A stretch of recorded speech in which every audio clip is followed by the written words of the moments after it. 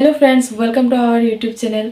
हम आए हैं आज महाभारत का एपिसोड 24 का पार्ट 2 का वीडियो लेकर। तो दोस्तों आइए देखते हैं आज के एपिसोड में क्या है। अपराध हुआ है, उस बात को स्वीकार करो। तो स्वीकार करती हूँ मैं, पर अपराध हमसे हुआ है, उसका दंड हमारी उन संतानों को भुगतना पड़ेगा जिनका अभी जन्म भी नहीं हुआ। यदि वे वन में जन्म लेंगे तो राज्य के अधिकार से वंचित रह जाएंगे। माधवी, अभी तक जिनका जन्म भी नहीं हुआ है, उनके भविष्य की योजना क्यों बना रही हूँ? उनके भाग्य में जो लिखा होगा वही होगा। राजकन्या हूं मैं, किसी दिन मेरी संतान किसी देश के सिंहासन पर बैठेगी, ये तो मुझे बालपन से सिखाया गया है।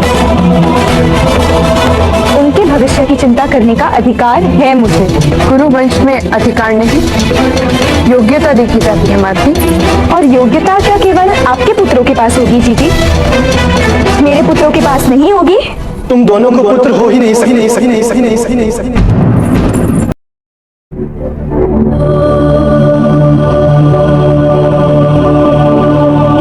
अर्थात अरे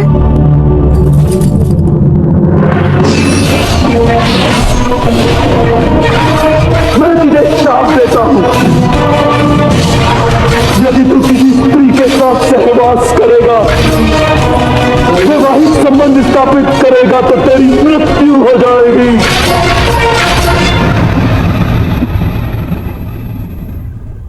यही कारण है का निर्णय लिया है।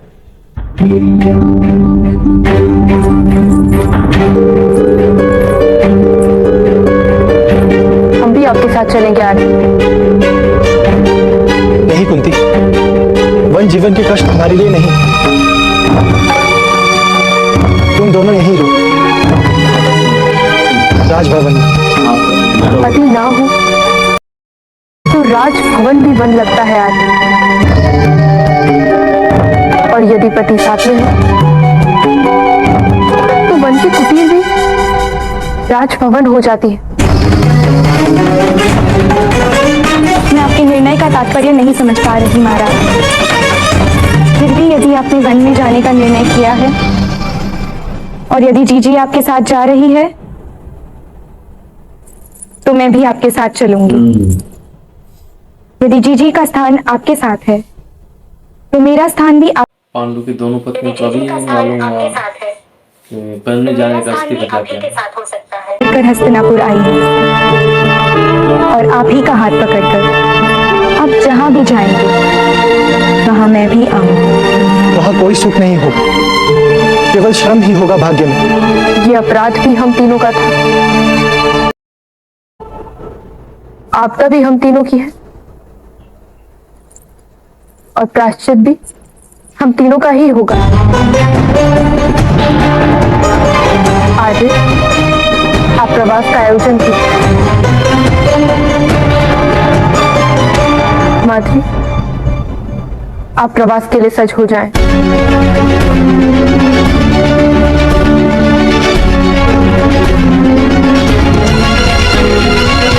यदि पांडु ने राज्य का त्याग किया तो हस्तिनापुर फिर से निर्बल हो जाएगा, पहले से भी अधिक निर्बल, क्योंकि अब बातें होगी, अपवाद उठेंगे, प्रजा अपने राजा को खोकर निराश होगी।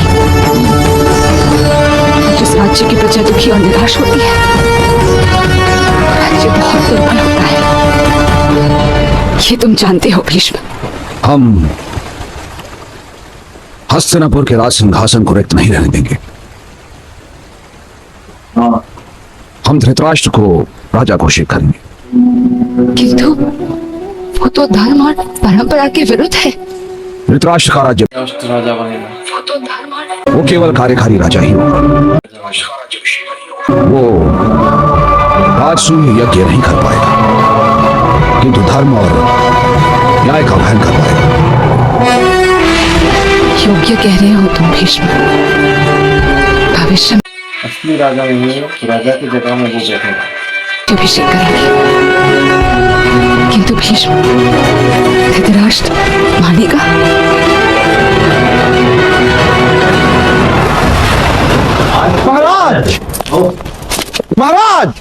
महाराज महाराज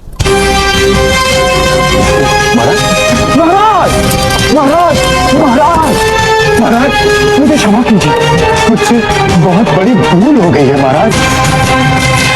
क्या हुआ शकुनी?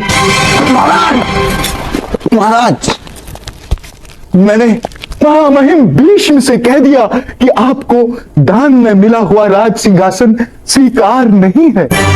मुझसे बहुत बड़ी भूल हो गई महाराज। योग्य ही तो कहा तुमने शकुनी। मैं उच्छिष्ट अन्न नहीं खाता, किसी का झूठन नहीं खाता धृतराष्ट्र। झूठन मैं जानता हूं महाराज, अब मैं कुछ कुछ आपको समझने लगा हूं। इसलिए किसी के मन में आपको सिंहासन पर आरोहण करने का विचार आए उससे पहले मैंने बात काट दी, किंतु मैंने विचार किया महाराज। पांचाल नरेश भरतवंशी ना सही चंद्रवंशी तो है, तो क्यों ना हम उन्हें हस्तिनापुर का राज्यभार संभालने के लिए आमंत्रित करें। क्या प्रलाप कर रहे हो शकुनी? इस विचार के लिए मैं तुम्हारा सिर कटवा सकता हूं।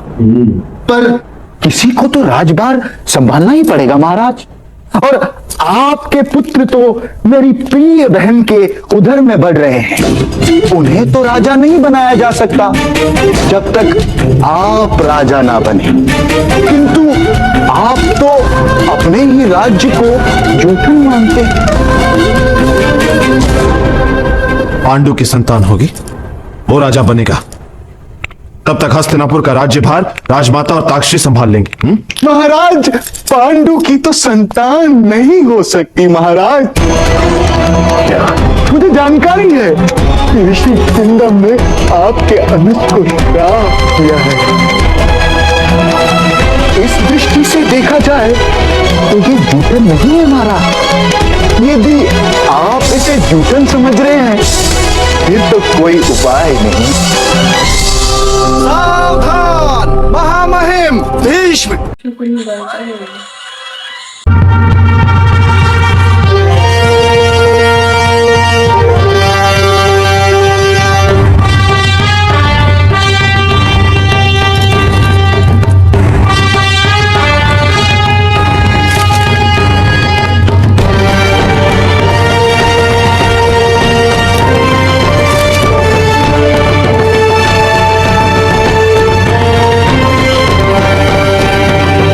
भीष्म शायद धृतराष्ट्र को बोलेगा, मनाने की कोशिश करेगा कि तुम कार्यकारी राजा बन जाओ, क्योंकि पांडु नहीं है तो सिंहासन में किसी को तो बैठना पड़ेगा।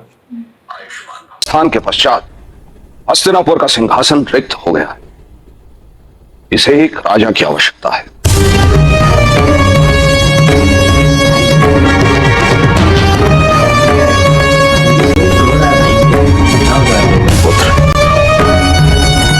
मंत्रिमंडल ने निर्णय लिया है कि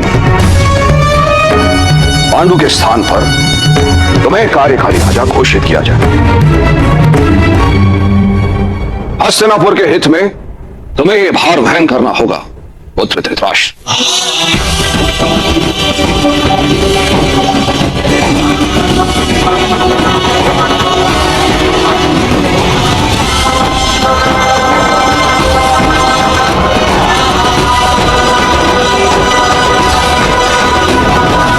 आज का ये वीडियो यही तक था। हमने देखा कि पांडु जब बोल दिया कि हम वनवास में जाएंगे तो उसी समय धृतराष्ट्र को राजा बनाने की कोशिश लग गई और भीष्म सत्यवती के साथ बातचीत किया। फिर आगे धृतराष्ट्र के पास उनको कार्यकारी राजा बनने के लिए अनुरोध करने लगे। तो देखते हैं आगे क्या होता है, धृतराष्ट्र मानता है या नहीं, या फिर हस्तिनापुर के सिंहासन में कौन बैठेगा। तो तब तक के लिए बने रहिए हमारे वीडियो के साथ। अगर अच्छा लगा वीडियो तो चैनल को सब्सक्राइब कीजिए, वीडियो को लाइक कीजिए, कमेंट कीजिए, शेयर कीजिए। और मिलते हैं नेक्स्ट वीडियो में। नमस्ते।